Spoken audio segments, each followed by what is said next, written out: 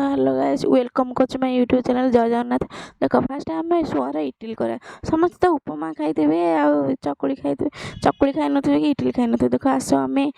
जो ये खीर खाई कर देख आस आम सुअर इडली करा सुआ को फास्ट भल भाव धोई धाई बिरी चाउल बतुरे देली ग्राइंडिंग कली ये देख आण तैयारी कली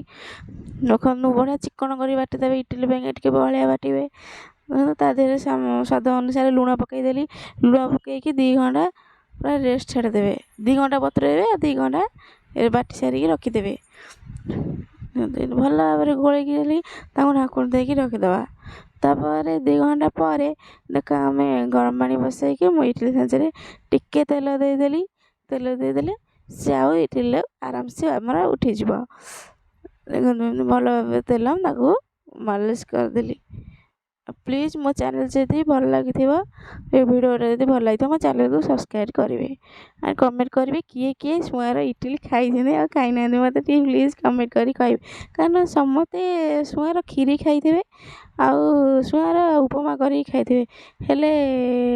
कहीं खाई नथिबे सुअर इडली खाई देखो बहुत टेस्टी लगे ता खीरी जमी टेस्टी तार इडली टेस्टी आसते देखिए तार इडली के मो सोधु इडली छाँचे देदेली एथर मु 2टा थाक बसई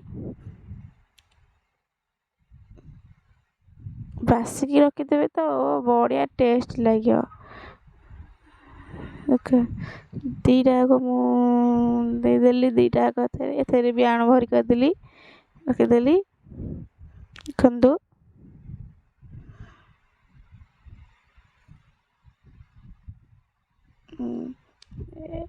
पानी भल भाव गरम होले आपको रखिदेवा स्टैंड रे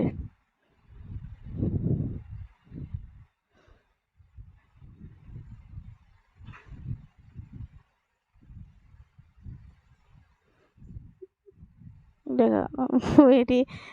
देख केमती सीझे आप चाहिए इडली छाँचा रखिकी करदेवे कर रखिए देख ढाकुण देदेवा एथर रखिदेली सेपटे मटर तरकारी बसई देखा ये सीझला नहीं आम चेक करिया गोटे चामच नवा चामच टे चेक करके देखिए सीझी ना नहीं आम परफेक्ट सीझी जाइए टे ठंडा करके काढ़ीदवा ये ठंडा होगला ये चामच साहाଯ୍य काढ़ी देकी मुझे काढ़ीदेली देखो आम नरम नरम सुअर इडली सागर मटर तरकारी ओ कि टेस्ट बढ़िया टेस्ट।